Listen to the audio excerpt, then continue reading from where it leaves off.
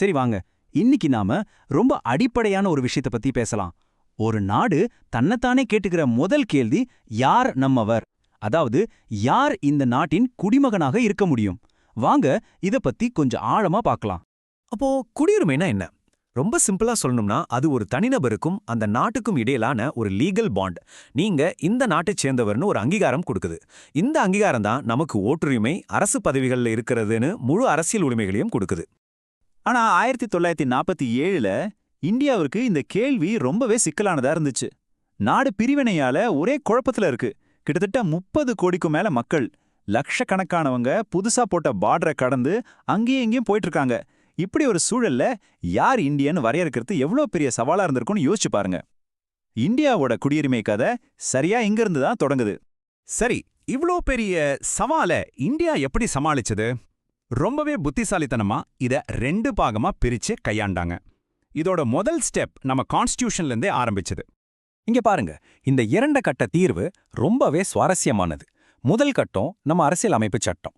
அது என்ன பண்ணுச்சுன்னா, ஒரே ஒரு நாள் ஜனவரி 26, 1950 அந்த நாள்ல யார் யார் இந்திய குடிமகன்னு ஒரு லிஸ்ட் எடுத்தது. ஒரு போட்டோ எடுக்கிற மாதிரி ஒரு ஸ்னாப்ஷாட். அதுக்கப்புறம் எதிர்காலத்துல குடியுரிமை எப்படி கொடுக்கலாம், எப்படி இழக்கலான்னு ரூல்ஸ் போடுற முழு அதிகாரத்தையும் பார்லிமெண்ட்டுக்கு கொடுத்துருச்சு. ஸோ கான்ஸ்டிடியூஷன் டே 1 பிரச்சனையை தீர்த்து வச்சது, பார்லிமெண்ட் அதுக்கப்புறம் உள்ளதை பார்த்துக்கிட்டு. அப்போ அந்த டே 1ல, அதாவது ஜனவரி 26, 1950ல யார் யாரெல்லாம் குடிமகனா இருந்தாங்க? அரசியலமைப்பு 4 முக்கியமான கேட்டகரியை வச்சுது. முதல்ல இந்தியால நிரந்தரமா வீடு கட்டி தங்கியிருந்தவங்க, 2வது பாகிஸ்தான்ல இருந்து குறிப்பிட்ட தேதிக்குள்ள இந்தியாவுக்கு வந்தவங்க, 3வது பாகிஸ்தானுக்கு போயிட்டு ஆனா திரும்ப பெர்மிட் வாங்கி இந்தியாவுக்கு வந்தவங்க, 4வது வெளிநாடுகள்ல வசிச்ச இந்திய வம்சாவளியினர். பாருங்க, அந்த நேரத்துல இருந்த எல்லா குழப்பத்தையும் மனசுல வச்சு எவ்வளவு தெளிவா விதிகளை வகுத்திருக்காங்கன்னு. ஓகே, இது அரசியலமைப்பு ஆரம்பத்துல செஞ்சது. இப்ப நாம பார்க்க போறது இன்னைக்கு வரைக்கும் நம்ம குடியுரிமையை தீர்மானிக்கிற நவீன விதி புத்தகம். அதுதான் 1955ல கொண்டு வரப்பட்ட குடியுரிமை சட்டம். இந்த சட்டத்தின்படி ஒருத்தர் இந்திய குடிமகனாகிறதுக்கு 5 வழிகள் இருக்கு.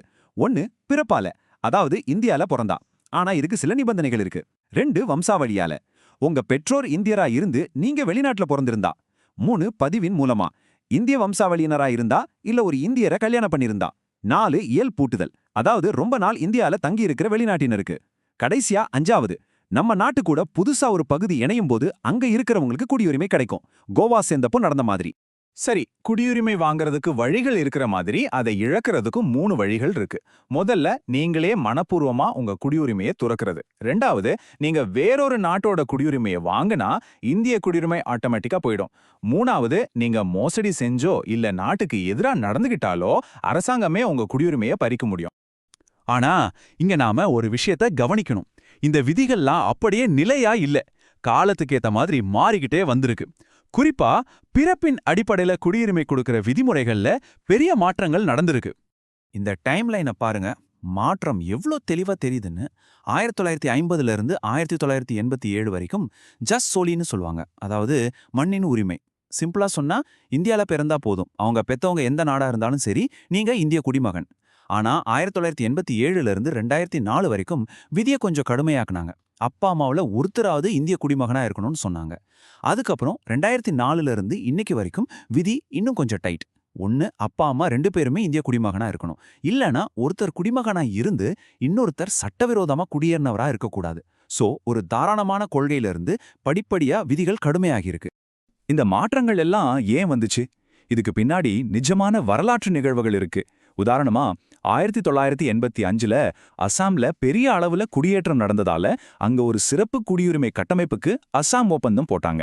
அதே மாதிரி 1986, 2003ல வந்த திருத்தங்களுக்கு ஒரு காரணம் இலங்கையிலிருந்து வந்த அகதிகள். கடைசியா 2019ல வந்த குடியுரிமை திருத்தச் சட்டம் ஆப்கானிஸ்தான், பங்களாதேஷ், பாகிஸ்தான்லிருந்து வர சில மத சிறுபான்மையினருக்கு விதிகளை தளர்த்துச்சு. இது நாடு முழுக்க பெரிய விவாதங்களையும் போராட்டங்களையும் உருவாக்குச்சு. இதிலிருந்து என்ன தெரியுதுன்னா, குடியுரிமை சட்டங்கள் எப்பவுமே அந்தந்த காலகட்டத்தோட சமூக அரசியல் சூழ்நிலைகளை பிரதிபலிக்குது. சரி, இவ்ளோ விதிகள், இத்தனை திருத்தங்கள் பார்த்தோம். இப்போ இந்த எல்லாத்துக்கும் அடிப்படையா இருக்கிற இந்திய குடியுரிமையோட சில முக்கிய கொள்கைகளை பத்தி பார்க்கலாம். இந்திய குடியுரிமையில ரொம்ப முக்கியமான ஒரு கொள்கை ஒரே இந்தியா ஒரே குடியுரிமை. அமெரிக்கா மாதிரி நாடுகள்ல உங்களுக்கு ஃபெடரல் சிட்டிசன்ஷிப், ஸ்டேட் சிட்டிசன்ஷிப்னு 2 இருக்கும். ஆனா இந்தியாவுல அப்படி கிடையாது. நீங்க தமிழ்நாட்டுல இருந்தாலும் சரி, காஷ்மீர்ல இருந்தாலும் சரி, உங்களுக்கு இருக்கிறது ஒரே ஒரு குடியுரிமை தான் இந்திய குடியுரிமை. இது தேசிய ஒற்றுமையை வளர்க்கிற ஒரு முக்கியமான அம்சம். அப்ப நீங்க கேட்கலாம், ஓசிஐ கார்டு பத்தி கேள்விப்பட்டிருக்கோமே, அது என்னன்னு? ஓசிஐனா ஓவர்சீஸ் சிட்டிசன் ஆஃப் இந்தியா. இது முன்னாள் இந்திய குடிமக்களுக்கும் இந்திய வம்சாவளியினருக்கும் கொடுக்கப்படுற ஒரு சிறப்பு அந்தஸ்து. இதனால அவங்களுக்கு வாழ்நாள் விசா, இந்தியாவுல வேலை செய்ய, வசிக்க உரிமைன்னு சில சலுகைகள் கிடைக்கும். ஆனா இங்க ஒரு விஷயத்த ரொம்ப அழுத்தி சொல்லணும். ஓசிஐங்கிறது இரட்டை குடியுரிமை கிடையவே கிடையாது. இது ஒரு பொதுவான தப்பான புரிதல். ஓசிஐ கார்டு வச்சிருக்கிறவங்களுக்கு ஓட்டு போட முடியாது, அரசு பதவிகளில் இருக்க முடியாது, விவசாய நிலம் வாங்க முடியாது.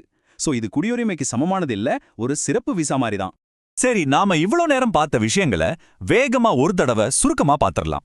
நம்ம அரசியலமைப்புல சரத்துகள் 5லிருந்து 11 வரைக்கும் குடியுரிமையோட தொடக்கத்தை பத்தி பேசுது. இப்போ நடைமுறையில இருக்கிறது 1955 குடியுரிமை சட்டம். இந்தியாவுல இரட்டை குடியுரிமைக்கு அனுமதி இல்ல. பிறப்பு, வம்சாவளி, பதிவு, இயல்பூட்டுதல், பிரதேசம் இணைக்கிறது மூலமா குடியுரிமை வாங்கலாம். அதே மாதிரி துரத்தல், முடிவுக்கு வருதல், பறித்தல் மூலமா குடியுரிமையை இழக்க நேரிடும். இதுதான் மொத்த விஷயத்தோட சாராம்சம். ஆக நாடு பிரிக்கப்பட்டப்போ இருந்த குழப்பங்கள்ல இருந்து ஆரம்பிச்சு இன்னைக்கு நாம பார்க்கிற விவாதங்கள் வரைக்கும் ஒண்ணு மட்டும் தெளிவா தெரியுது.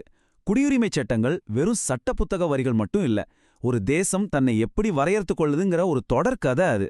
முக்கியமான கேள்வி என்னன்னா, இந்த கதையோட அடுத்த அத்தியாயம் எப்படி இருக்கும்?